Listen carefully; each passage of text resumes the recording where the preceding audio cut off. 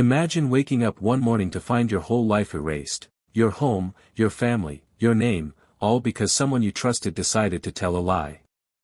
What would you do if the people who were supposed to protect you chose the lie over you? Would you stay quiet, or would you fight back? My name is Mark, and I grew up in a small Midwestern town called Willow Ridge, Ohio. It was the kind of place where front porches sat low to the street, where neighbors borrowed sugar and secrets, and where family meant something you never really questioned. I was the youngest of 2 kids, close enough to my parents to always feel safe, but not so close to my older sister that we shared everything. She had her life, I had mine. When I was 22, finishing up the last year of college and still crashing at my parents' house to save money, my sister Claire came home and announced she was getting a divorce. She'd been married 3 years to David, a gentle guy who taught high school history and who, from everything I'd seen, loved Claire. I remember the day she came in screaming and sobbing, not the composed, dramatic kind of crying you see in movies, but raw, breathless hysteria. She said David had been cheating on her for months. And then she did something I will never forget. She turned to my parents and pointed right at me. "You introduced Maya to him," Claire cried.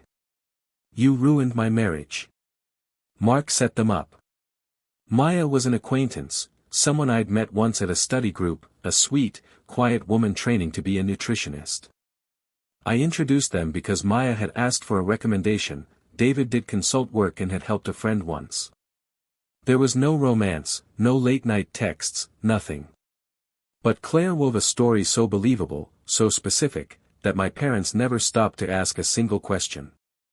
"Get out," my mother said. "We can't have you here." That afternoon I was on the street with 2 garbage bags and a wobbling stack of memories. No negotiation, no hearing, no investigation. Just exile.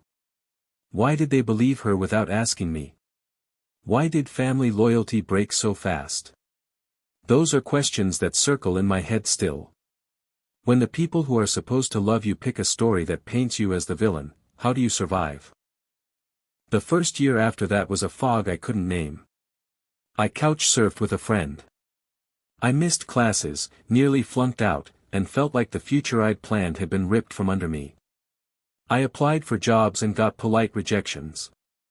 Rumors travel in small towns, I felt them like cold drafts following me. People looked away. I flipped between rage and despair. At night, I imagined confrontations, cornering Claire, forcing a confession, making her feel the loneliness she'd cast on me. I would never act on those thoughts, but they lived in me like embers. Eventually I dug myself out the only way I knew how: work. I took a junior role at a logistics company, swallowed my pride, and showed up every day. Work became a drumbeat that slowed the chaos. I saved up, rented a tiny 1-bedroom, and learned to cook for myself. Little things, a decent mattress, a bike for summer rides, began to feel like victories. I tried to forgive. I tried to make peace with the idea that sometimes families break in ways you can't put back together. But forgiveness didn't come quickly. How could it when my sister's lie had cost me my home, my relationships, my 20s? How do you put a price on the years people never gave you back? Years passed. I met Anna, a nurse with a laugh that could cut through any bad day. We fell into a quiet life, Sunday pancakes, music on low, talk about the future. 2 years ago, she agreed to marry me. We posted the engagement photo to the small orbit of friends and acquaintances who still followed us online. That post did something I never expected. It set off a chain of events that pulled a decade of dust off the one thing I never thought I'd see again: the truth. A few days later, I received an anonymous email.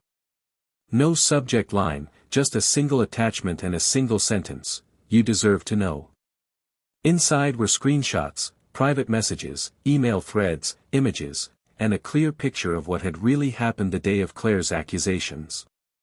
The documents showed Claire was not a victim. She was the other woman. She'd been carrying on an affair with my friend Frank, meeting secretly and arranging details in messages I had never seen. Worse, when David began to suspect, Claire flipped the script. Rather than own up, she accused him of infidelity and pushed the blame onto me, claiming I introduced her to the other woman. She doctored a narrative, stitched it with fabrications, and handed it to our parents with tears on cue. Who sent the email? David. He'd found our engagement post, recognized my face, and the name Anna pulled a loose thread. He reached out to Anna privately and, embarrassed and ashamed of how things ended, decided an anonymous push might be the only way to close this chapter without reopening raw wounds for everyone involved. He said he couldn't face me directly after everything that had happened. Anonymity, he hoped, would spare both of us the awkwardness. But he also wanted me to know. How do you explain that feeling, equal parts vindication and a surge of new anger? I sobbed, then sat up and stared at the glowing screen until dawn. I could have taken the evidence straight to my parents and asked for apologies. I could have knocked and begged and tried to make the years come back. But what would that have changed? 10 years had already been stolen. I wanted Claire to feel the same unraveling she'd imposed on me. I let David and Frank know I had the materials. We made a plan: go to the house, show the proof, let the truth do what truth does. 2 days later, David and I walked up to my parents' front door without warning. My mother opened, confusion folding into shock when she saw us. Claire was there too, her face blanching when she recognized David. We handed my father a file. We stood in the living room as David detailed the messages, the meetings, the signed confirmations Claire had carelessly left in threads. The room was a slow-motion reaction. My father's face turned to ash, my mother's hands went to her mouth, Claire's composure dissolved into a cough of lies. She tried to deny it. She tried to cry victim again. The screenshots had timestamps, signatures, explicit plans, proof that Claire had orchestrated the divorce so she wouldn't be the one to leave with nothing. She had spun me into the villain to secure financial sympathy and, as it turned out, an easier settlement. My father's voice trembled when he spoke. "Get out," he said to Claire.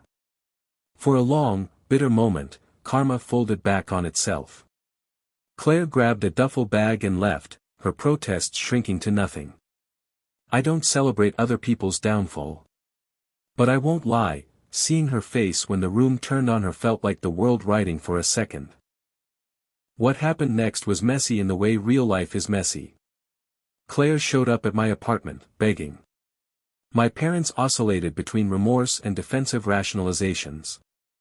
Their texts arrived by the dozen: "We're sorry, please come to dinner," and later, "We took Claire back in." Family is family. The audacity, to ask to be welcomed back to my wedding after 7 years of silence, was breathtaking. I set boundaries. I called the police once when Claire wouldn't stop harassing me and she was removed for trespassing. I blocked numbers. I listened to my fiancé and my legal counsel and let the wound heal on my terms rather than on their timetable. In the end, I decided I wasn't owed closure through spectacle. I was owed my life back. I married Anna. We built a home where the people who matter are present at the table. I let my parents know, gently but firmly. That forgiveness might be possible someday, but trust would not be given casually, and whatever reconciliation happened would be on my terms. Why? Because forgiveness without boundaries is just permission to hurt you again. I'd had enough free permission to be destroyed. Conclusion: what I learned. So what's the point of telling you this? Maybe it's just therapy in public. Maybe it's a warning. People you love can betray you. They're human, and humans are messy.